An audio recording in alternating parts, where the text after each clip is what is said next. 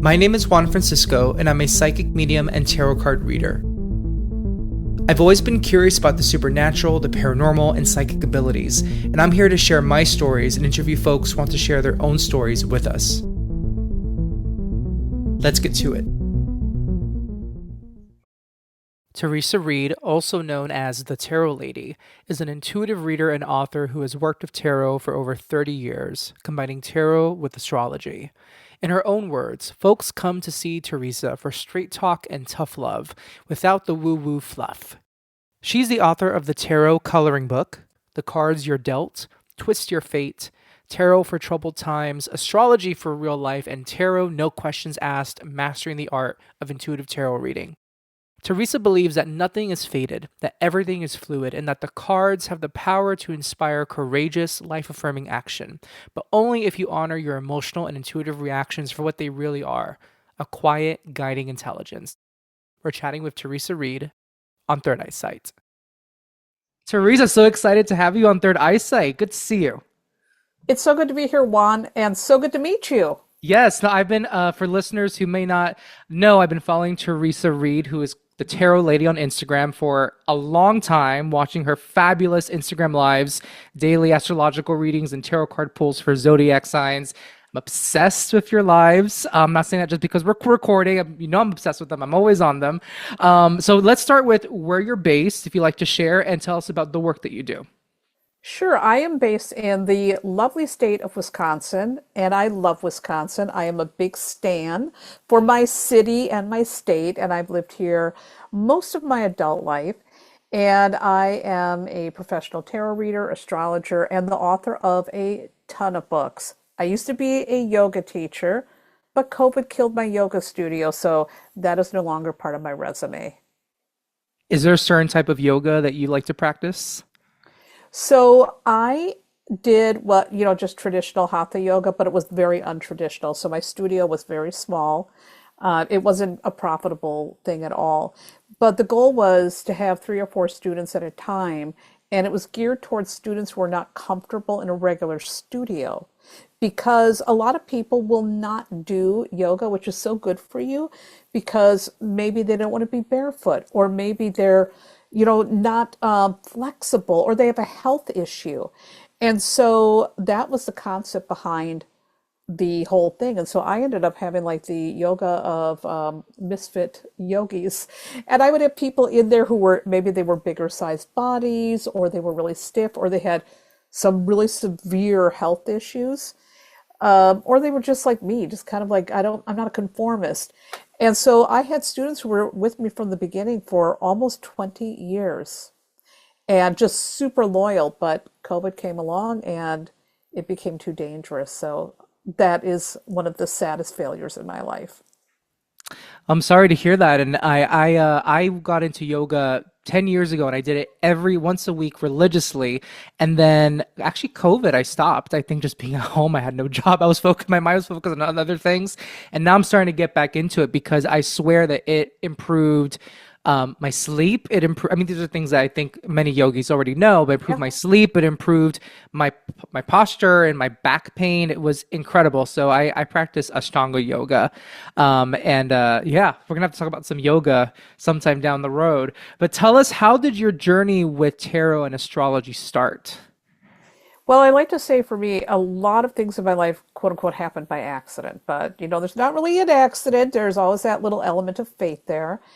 And I grew up in a household that was, first of all, was very religious, very Catholic, but my mother was very psychic. And so was my grandmother. And my other grandmother was really superstitious. I lived with one of them, the superstitious one. And she had a lot of religious superstitions. So, I grew up in this household where intuition was very common, superstition was cool, everything was a sign. And that backdrop really laid the foundation that I was going to go into something mystical. My siblings didn't, by the way. I've got 3 siblings. None of them are mystical at all. But for me, I was very interested in that stuff from an early age. I remember also I would read the National Enquirer. My mother got the Enquirer. And there was always these ads in the back about, psychics, or this powerful book of witchcraft. And I would go over those ads and think, oh my God, if I only had this witchcraft book, I could be more psychic, or I could do this money magnet that they're talking about, because we were really poor. So I always thought the cure to all my problems is going to be money, and this witch stuff is the way to get it.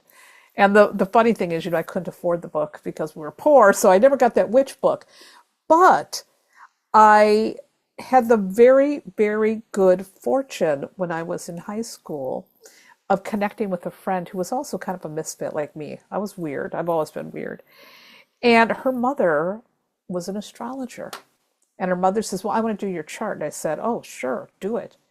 And so she did my chart. I got incredibly fascinated. I'm like, oh my God, this makes more sense than anything I've ever heard before. And so I got obsessed with astrology. And the way I came to tarot then is I was at the bookstore. It was one of those times where my family went to the mall. We didn't go very often because A, we didn't have money, and B, it was a haul. I was in a rural area. So we got to the mall, and I went to Walden Book, which doesn't exist anymore, Walden Books. And I went into the metaphysical section looking for the astrology book that my friend's mother had. And they didn't have that there, but I saw a tarot deck. And I remember looking at that and thinking, I've seen this in the movies. I need this. I just picked it up on a whim. Like there was no rhyme or reason, because that's not what I was there for.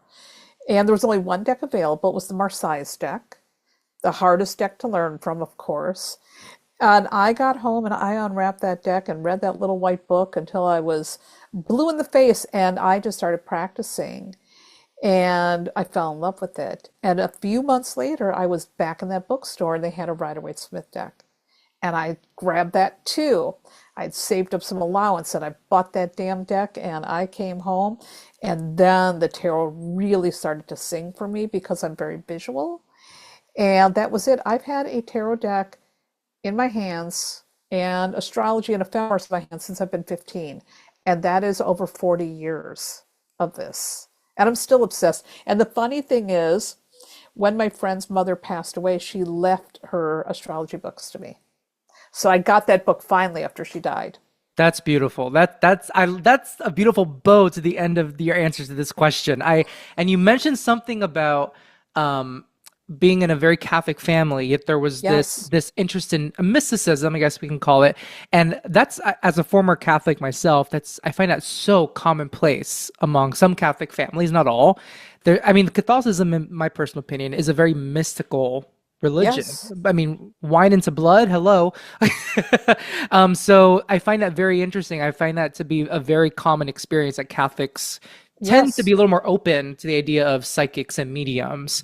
And the Marseille deck, is that the one where it's like four clubs? It's like Yes. yes, I have one of those and I have yet to God. study it or read it. The hardest one to start with. Yeah. I couldn't, but I mean, here's the thing. I was so hungry for the information and for answers, which I didn't get from my parents or from the church, that, and by the way, I'm not one of those people who had a bad Catholic experience. I actually had a nice priest who was very fond of me and really kind. So I didn't have any of those experiences, but religion was just never for me. I knew it when I was 4. At that time, I staged a rebellion. I'm not going to church anymore. Well, of course, my parents said you're going to go to church. But I knew at 4 years old that I would not be a religious person, that I would travel a very different path. But one thing I appreciate about the Catholic religion is the ritual. And that's why I think a lot of ex-Catholics or people who have a Catholic background also like what you're saying about the mystical thing, the ritual, the incense, the costumes, the pomp, the circumstance, the mystical things, the mystery. And like you mentioned, the water into wine. There's another thing to my background, though, that led me in this direction. My family were farm folks. My parents were eighth grade educated, grew up on farms. And I would go visit my grandmother's farm every so often. And my uncle always had like true crime detective magazines. I love true crime, by the way. And he would have a farmer's almanac in with those magazines. So I would always read those magazines. Again, once I got my fill of them, I would open up that almanac, and I was fascinated because they had the gardening, the cooking, but it always had an astrology section in it. I didn't understand it then because I was a kid. It wasn't until I got my chart read again that it opened the doors. And so it's really interesting that a lot of farm folks move with the seasons and the energy, and so do like a lot of Catholics. So again, that really bred it really bred me for what I am doing today. I even think of in the Catholic Church. I don't know if it's the same idea as what you're describing, but there's the Lenten season, the Advent season. There are different Yes, seasons. It's and you know, Farmer's Almanac. I remember cracking open a Farmer's Almanac when I was a kid. Do they still make those, or is that a thing of our yes. past? They do. 2024. Wow. You want to hear something funny? I'm now a writer for the Farmer's Almanac. I'm Full obsessed with circle. that's like I was just gonna say full circle moments in your life. How weird That's is that? I mean, like wow. I said, is it an accident? I don't know. But they have a whole section on, the secrets of the zodiac and the best days by astrological things and moon gardening. All the stuff. Farmers do things by the moon. They live by the moon. My uncles were all about that stuff. So again, I didn't understand it back then because I was a kid. But now, because I've been studying this stuff for so long, I'm like, duh, of course it makes sense. In fact, I use astrology for my business. I do everything by the moon. I pay attention real closely. And I always like to say that's why my business has lasted as long as it has. It's not just because I have business skills, it's astrology. Yeah, I've heard of this trend. Well, it's a trend on social media. Not to say it's something, it's not anything new, but people using astrology for business purposes. And I find Yep. that so fascinating. I want to ask you before I go into a question about the topic of predicting and prediction. What would you say to a listener who wants to become and please correct me, 'cause I'm not sure if it's astrologer or astrologist. Actually, could you describe what the difference is? Are they the same? Are those two different things? A lot of astrologers hate the term astrologist. I don't know why. I don't care. They're both the same thing, in my opinion. And look, whatever you want to call me, I don't care. I'm not really particular about any of that. Some people will say tarot, some people say tarot. I don't That's care, the pinky up version, tarot. Yeah, I I'm just call like, it- it doesn't matter. And, it's whatever you want to call it, that's fine. But there are people who get very salty and say, no, it's astrologer. And what would you advise to a listener, to somebody who says, I want to become well versed in astrology and know my stuff? Where do I start? That's a really great question. If you can find a good teacher, I highly recommend that because that is going to supercharge your ability to learn quickly. There are a lot of amazing astrology teachers out there. Sometimes I teach classes too, and I do teach classes over on Patreon. But teachers like Rebecca Gordon are always offering classes. So you can find amazing, Elisa Kelly, she's another great teacher. You can always find an amazing teacher. And if you can work with a teacher, you will learn it faster. Now, back in the day when I was learning it, I was in a rural area, there were no teachers. Once again, I had to learn astrology the hard way. That's back before computers. I had to do the math by hand. So, I mean, I'm naturally good at math, but mistakes were made. The computers really revolutionized everything for astrologers. So anybody can whip up a chart. And sometimes, the software will even interpret it for you, but I don't go by that. The interpretations you're going to learn better by just doing it. So I recommend if you can get a teacher, great. If not, there's a lot of online resources. There's many good books out there. I wrote a book called Astrology for Real Life, a no BS guide for the astro curious that is aimed at beginners and intermediates. So get a good book, get a good teacher, and then practice, practice, practice, practice, practice, practice. Read for anybody who will let you. Do celebrity charts. Pay attention to the energy and how it's operating. And study, study, study.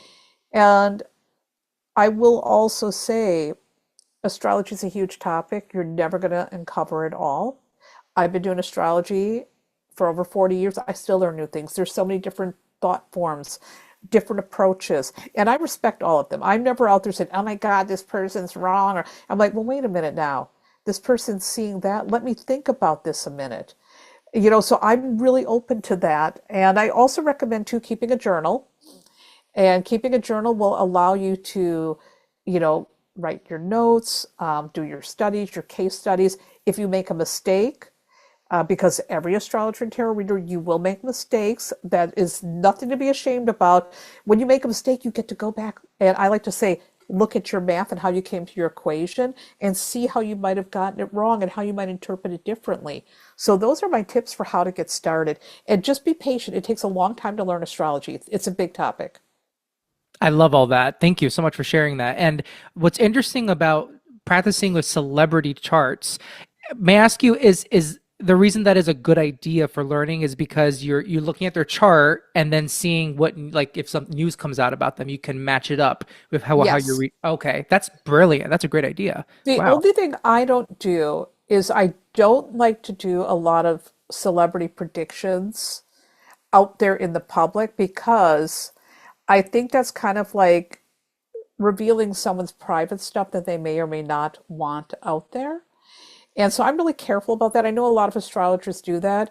I will use it as a teaching tool in my classes, but I'm very careful about putting stuff out there because I never want to cause harm. And even though someone's famous and we can use that as a tool to learn, we certainly don't want to exploit folks or do something that's going to violate their sense of security. And I think sometimes astrologers and tarot readers, for that matter, need to think about that before they're putting that energy out there.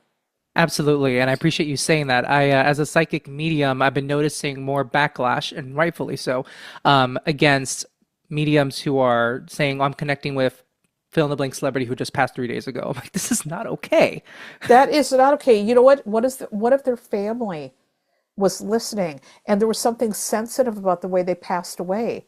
Do they want to hear that? No. Don't do that. Don't do that. One of the mediums that I really love is John Edward. John Edward is extremely respectful. And he's a friend of mine, and I've learned a lot just by watching him. What I've really learned is that he is very grounded and super respectful. And I think when we are playing with magic, tarot, astrology, mediumship, we really do have to be grounded and rooted and think about how our work can heal or harm and try to reduce that harm as much as possible. So something like what you're describing, that in my opinion is a no-no. I don't find that entertaining. Agreed. And yeah, John Edward, I feel like there's a sense of the empathy and mindfulness, and I find, especially with social media, especially since COVID, so many new intuitives, which is great, but so many coming at it from a place of ego and look at me, well, look what I could do, instead of thinking, how is this affecting the person who's listening or people who are listening? That's such an important quality to have as any kind of intuitive. Yes. Well, you know what's interesting, and I think it's again because I've been in this a long time. I remember many incidents where I've seen people jump into this work. They're very excited because suddenly they've got some hits, things are working. They start to feel really powerful, not empowered, powerful. There's a big difference. And they really want to kind of like show off their skills. Those people always get in trouble. They always end up causing harm, and eventually they go away. They do not last long. You cannot come into this work with ego. You will get slammed. You will get hammered. The universe does not like that. So the best thing that you can always do is remain in service. And to think about your work as that it is an act of service. I'm trying to help folks, trying to get you going in the right direction here, trying to help you unravel the knots that you may be feeling inside. And it ain't about me, it's all about you. One of the things that I was really struck by many, many years ago, there was a woman who had a show, Tabitha, she was a hairdresser, and I'm she was, upset. Tabitha takes over. I was obsessed. yes, I loved Yes. her. But she would wear all black. And she said the reason why she did that is so it didn't draw any attention to her. Everything was about the client. And it's funny because I've always worn all black and very plain when I work with when I used to read for the public too, for that very same reason. And I thought, that's so interesting that she's saying that out loud. And I never thought consciously why I would be completely, no costumes, nothing outlandish, no attention on me. It's never about you. It's never about your power or how psychic you are. ultimately it's about, is this work helping this person? Is this supporting their goals? Are we getting them out of trouble or preventing drama? That's where we need to be keeping our head. And when you keep your head there, you ain't got time to get an ego. You ain't got time for that. Absolutely. I want to ask you about something I saw on your website. On your website, you say that the future is malleable. And being that so many, I guess it's safe to say that many psychics say they can absolutely predict the future for somebody. So, why do you feel it's important to highlight that the future is malleable? I want to hear your take on that. Well, I can say this first of all from personal experience. Okay. Um, when I grew up with a lot of stakes against me. It was very, very obvious where I was probably going to be headed, and it wasn't looking like a very exciting or bright future. I have a terrible astrology chart. And so a lot of times when astrologers will look at my chart, they're like, oh, I'm sorry. And according to many astrologers back in the day, I was told things like, oh, you're not going to find love. That's one of the big ones because I have a very, very poorly aspected Saturn in my fifth house. It's terrible. And it never worked out that way. I've never had trouble finding love, ever. I've never been without a partner. Even though I like being on my own, I've always had a lot of opportunities for love. And one of the reasons why is because I looked at that thing in my chart. And I'm like, huh, okay. But I do have Aries on my seventh house cusp. So that means I just need to be assertive if I want to get love. And I'm an extremely brazen flirt. I'm outrageous. I'm very assertive when I fancy somebody, they know. And so that is the reason why I looked at the chart and I'm like, this is a bummer. And how can I work with this? So what I learned from working with my own astrology chart was I could look at the things that were doom and gloom and figure out how to work with them. I could change my future if I learned how to work with the chart. And when I started looking at transits, I wasn't looking at transits like, oh, you're doomed. And I'll give you another example with that. I had a transit, I had Saturn going through my second house. And one of my astrologer buddies, and I actually had more than one astrologer friend say this, but one in particular said, you're going to be really broke. And I'm like, that's not how any of this works. Uh-uh. And so what I did is I set a goal because Saturn loves goals and it's the house of money. And I said, I'm going to set a goal. And the goal is I'm going to pay my house off early. And so what I did during that time, while Saturn was ripping through that house and other things were going on, I got hardcore with a budget. I was clipping every coupon. I was throwing as much money into the house as I could. And that meant living really, really tight. So technically, was I broke? Yeah. But you know what? I ended up paying off my house over a decade early because I worked with it. And that's the thing with tarot and astrology and all this psychic stuff. When we see a problem, it's not like, well, you're doomed. You can make a change. And another example that I love, and it's an example people have heard me tell before. I was dating someone many years back in the day, and I was real gung-ho on this dude. But he started seeing someone else and wasn't very honest with me about it, and honesty is a big thing for me. And so anyhow, I did what any young woman did. I went and got a tarot reading, of course. And so I wanted to Been find out there. about, yeah, you know what I'm talking about. So I wanted to get a relationship reading. And the woman lays it out. And the only thing I remember is the card at the end, the Three of Wands. And she said, oh, he's going to choose you. It's all going to work out. She's going to be on the outside looking in. I said, really? She goes, yep. And what did I do? I went home and I broke up with him immediately because I'm a very straightforward gal. Again, that Aries seventh house cusp. And I'm like, I'm not going to wait around for him to choose me. And I'm not going to play that with another chick. I don't do that. I don't play that kind of game. I'm too straightforward. So broke up with him. That was it. And he ended up marrying her and having kids with her. And then a couple years later, they got a divorce and yada, yada, yada. Him and I became friends again. He apologized too for being a douche. And I was visiting him, and this was after many years later, like 20 years after that reading. And we were having lunch at a pizza restaurant. And we're sitting there eating our pizza, and all of a sudden, here comes his ex, that woman. And she stands outside the restaurant looking in. And all I could think of was that freaking tarot reading. I'm like, oh my God. So the moral of the story is I did change things because I made a very fateful decision. However, that reading still did work out in a very weird way. So cards in astrology can be like that too. They can predict things. It may work out not the way you expect, or you may change something because you don't like it, or because maybe you want something different. It's the same like sometimes when people predict good things for people, like, oh my God, you're going to meet the love of your life. Sometimes people will mess that up because then they're like, oh, good. And they're going to sit home and eat popcorn and wait for him to show up at the door. It doesn't work like that. Just because we see that in a prediction doesn't mean life is happening to you. Life is happening, and astrology and tarot and predictions are kind of like the weather. We're seeing where it's going, but you still have the responsibility to show up with your umbrella if it's raining or not and get wet. It's the same with readings. You can make different choices. You don't like where that future is going, you don't like your astrology chart. Ask your tarot reader or astrologer how to change it. A good one will show you how. Amen. This is why I freaking love your lives because you approach this work, and don't worry, I won't make you blush and praise you too much, but I really do appreciate just so much in your lives. You come at this from an empowering perspective because as someone who also does tarot card readings and intuitive readings, I've had some people, and this is so normal. People want to ask, "Will I get my ex back?" And when we read from this perspective of empowering somebody, such a different approach from, I guess, flipping it, thinking from the sitter's perspective.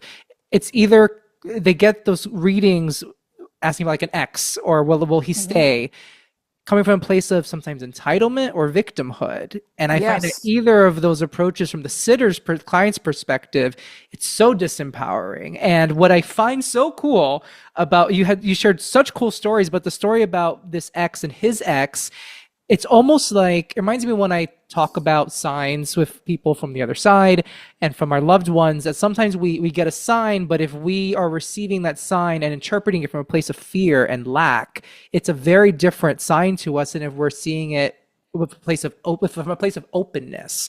And so that still came true. I mean, if I may, the way I interpret that end to the story, that was a sign that you had made the right decision. Yes, absolutely. And it's so funny because I'm still friends with him to this day. We have a really excellent bond, but I always get signs that, oh yeah, no. And I've got a fabulous husband. Everything worked out really well. So yes, I agree with you 1,000,000% on what you just said there. Absolutely. And one thing I will say about fate, I do think life does have mysteries. There are things we can't explain.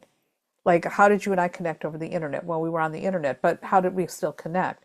We can't always explain everything. Why does a certain person get a disease? We don't know. We don't know why we ended up choosing this one line of work.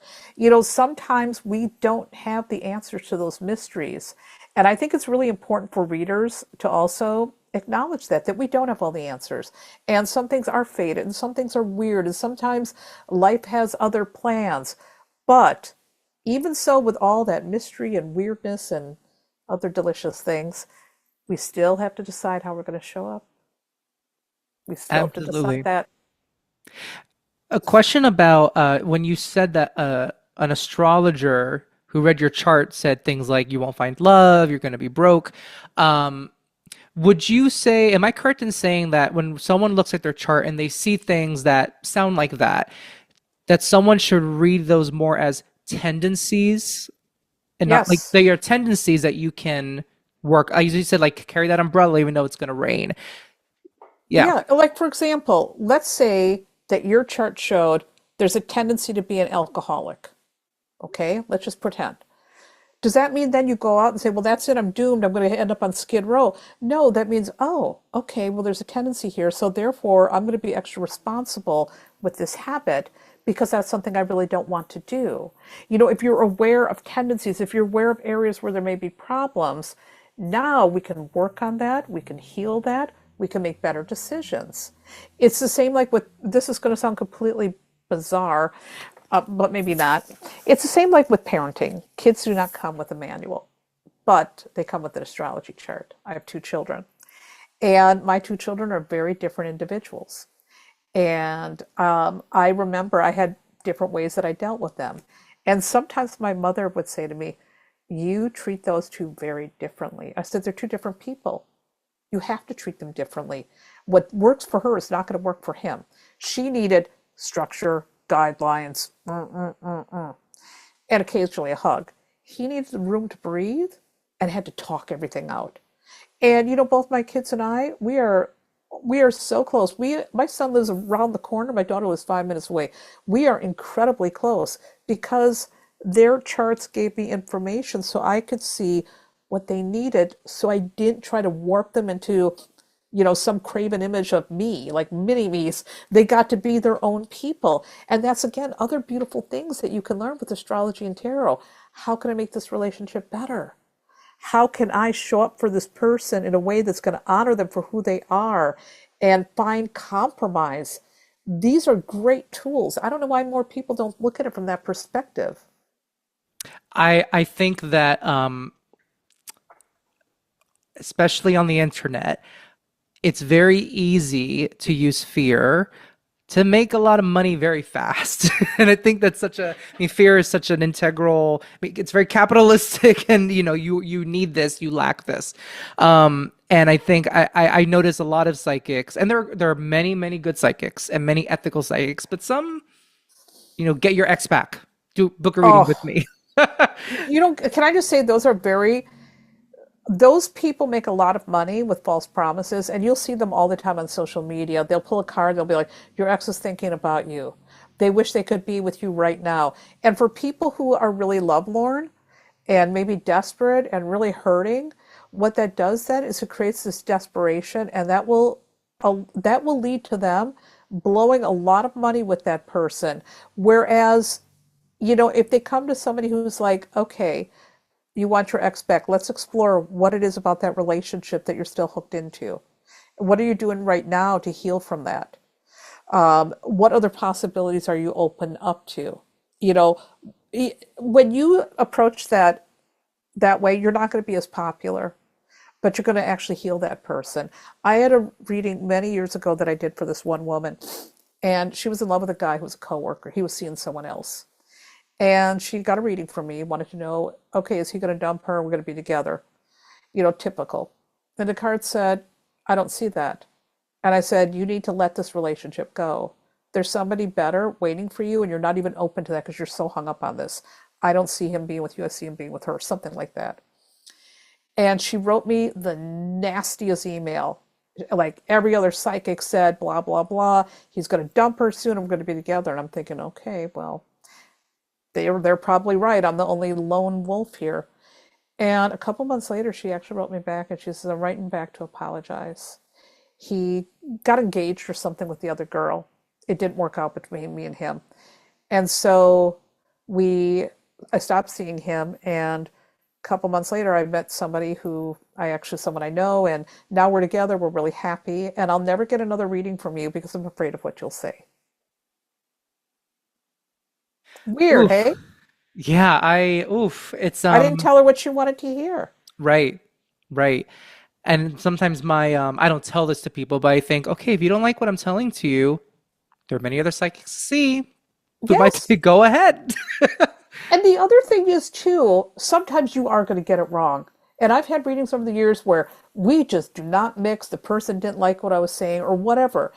And, that's a very humbling experience. And some people, that will cause them to leave the field entirely if they have one bad reading. But bad readings can also really teach you a lot. First of all, it keeps you humble. And second of all, you have an opportunity again to explore what happened here. Where did I misread things? Not in an obsessive way, but to really think about, okay, what could have I done differently to really help this person? So sometimes it's great when you're the only one who's right, but sometimes when you are the wrong one, okay, let's go back and let's do the work here and let's see what I'm going to learn and how I'm going to grow as a reader from that experience. 100%. I want to ask you one more question before we wrap up. You have so many wonderful books that you've released, and I want to ask you about one that just it tugged something different for me. It's the cards you're dealt. The cards you're dealt. I want to ask you, what was the inspiration behind that book for you? The inspiration behind that book was because over the years, of course, many people come to readers to talk about the the one that got away or the one that, they want to talk about relationships. But a lot of the work that I was doing in the many years when I used to read for the public was hard, heavy stuff. Maybe it's my moon in Scorpio or my full eighth house, but I would get some really intense work. I did a lot of work with people who were grieving, dealing with illnesses, dealing with dying loved ones, caregiving, really super heavy stuff. And I'm really good at that, actually. And I like to say I got a lot of people through some stuff. And one of the things that I felt was missing in tarot books was talking about how to deliver helpful readings with compassion in situations like that.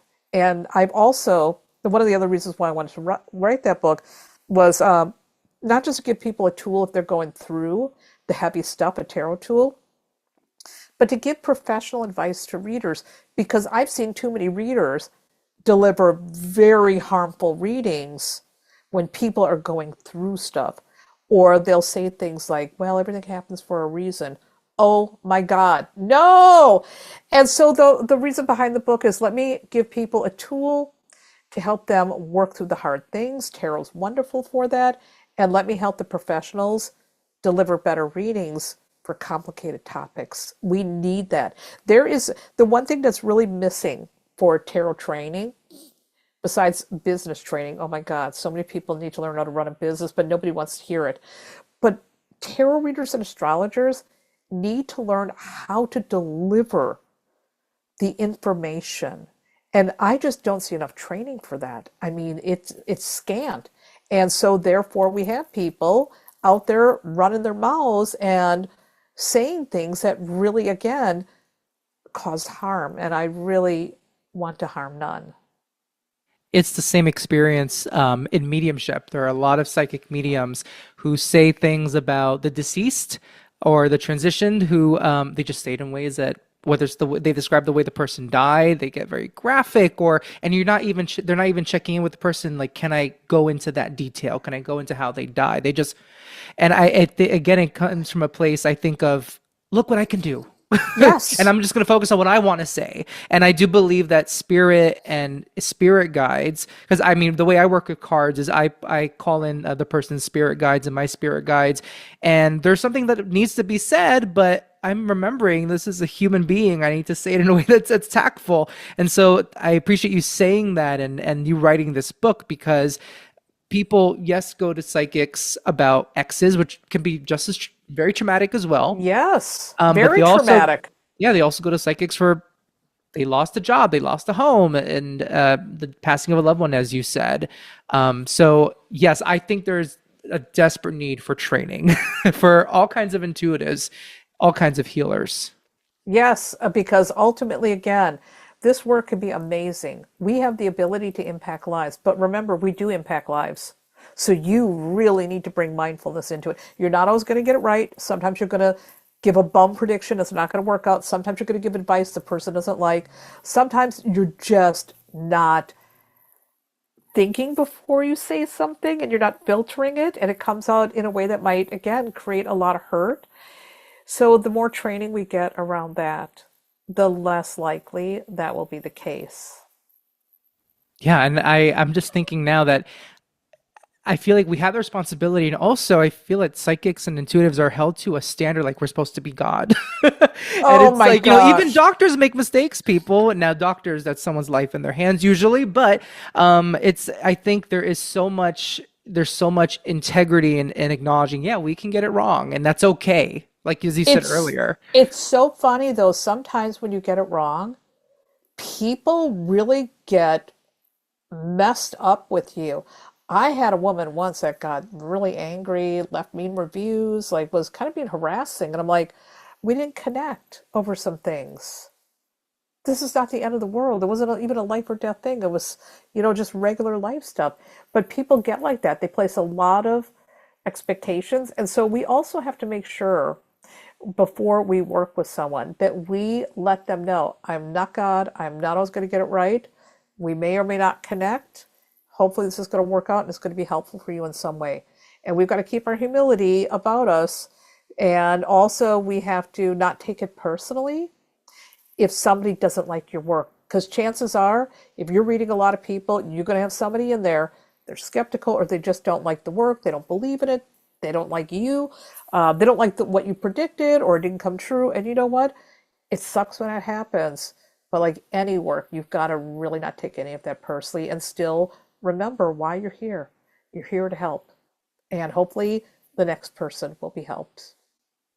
Totally. I am currently in that learning phase, in that healing phase of not caring what people think as much. So, and that's something I admire your confidence when you do your Instagram lives, and you are very you're very straightforward, and you call people out in a very, I love how you call people out. It's not mean. It's coming from a place of wanting seeing people to feel successful and feel that empowerment. So yeah, I feel like something I admire also about you when I see your lives is I can tell you don't care what people think, but you want people to get the most out of what you're offering them.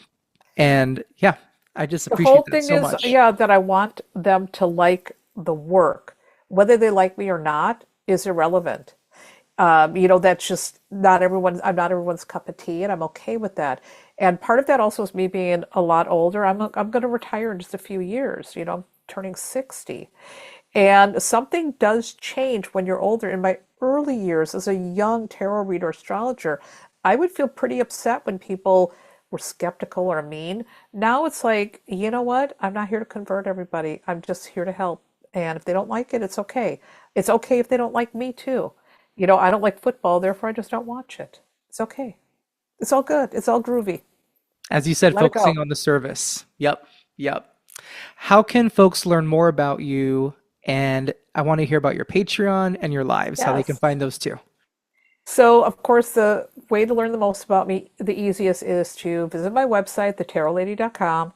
I have a free newsletter. You can sign up for that and get regular updates about what I'm up to.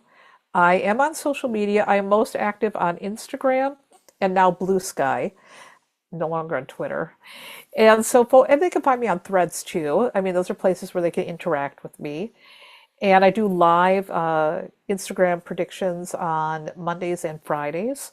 So they can find me there. It's generally around 10 o'clock Central Time, sometimes earlier, sometimes later, depending on what's going on in my life. And then I have a Patreon account. And my Patreon is a place for folks who love tarot and astrology. And at the lowest tier, you get daily card of the day, daily astrological tidbits right into your inbox every single day. You never miss a thing. I do political astrology. We do hot dates, a monthly event where we go over all the astrology you need to know for the month, and community tarot practice. And then for the higher tiers, there's classes in astrology, tarot, and also classes in writing and running a business. So there's a lot going on Patreon, and people can come and go as they please. They can check it out, they can leave, they can come back, they can stay, they can take classes, they can go up a tier, down a tier. One thing I like about Patreon is very flexible. So a great place if you're going to be learning. And the one thing I will say, and this is not me playing some marketing game, but I am retiring in a couple of years. So if you're going to take classes with me, y'all got a couple of years. And when I say I'm going to retire, people who know when I used to read for the public, when I stopped reading for the public 4 years ago, I meant it. And so I'm only going to be teaching for a few more years and then that's done. So this is the time, folks. She means it, folks. Get your classes in, get your Patreon in. Well, I'm so excited, Teresa, that I got to speak to you. Thank you so much for your time and energy. And yeah, you'll see me on your lives. Good to Well, speak to you today. this has been Yeah. lovely. Thank you so much for your time, and I really appreciate you on. Thank you. Hey, are you liking the supernatural and self empowerment talk? Then follow the podcast and please leave a review. If you want me to talk about a specific subject on the podcast or you have a question for the podcast, go to juanfranciscospirit.com and go to my contact page and submit that question.